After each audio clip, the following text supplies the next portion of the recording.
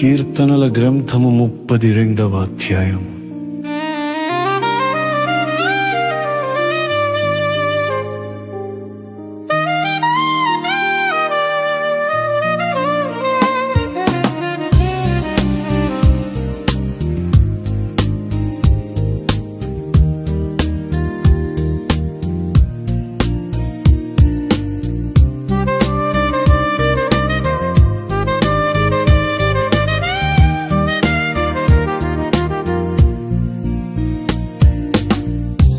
అతిక్రమములకు పరిహారము నొందినవాడు, తన పాపమునకు ప్రాయశ్చిత్తము నొందినవాడు ధన్యుడు.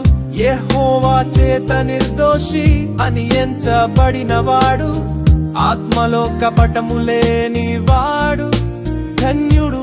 నేను మౌనినై ఉండగా దినమంతయు నేను చేసిన నార్తధ్వని వలన ఎముకలు క్షీణించిన. దీవారాత్రులు నీ చెయ్యి నా మీద బరువుగా నుండెను, నా సారము వేసవి కాలమున ఎండినట్టాయెను.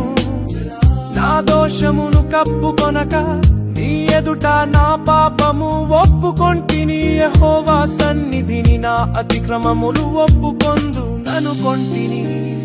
నీవు నా పాప దోషమును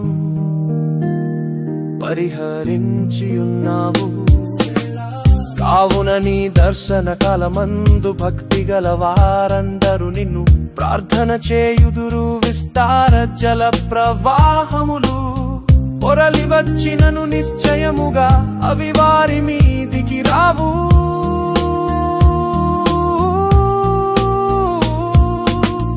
నా దాగు చోటు నీవే, శ్రమలో నుండి నీవు నన్ను రక్షించెదవు. విమోచన గానములతో నీవు నన్ను ఆవరించెదవు.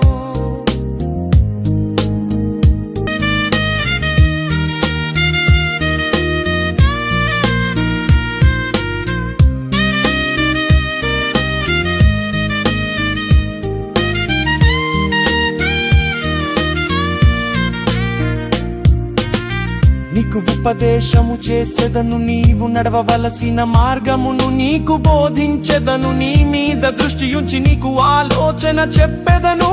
బుద్ధి జ్ఞానములు లేని గుర్రము వలెనైనను, కంచరగాడిద వలెనైనను మీరు ఉండకుడి. అవి నీ దగ్గరకు తేబడునట్లు వాటి నోరు వారుతోను కళ్ళెముతోను బిగింపవలెను.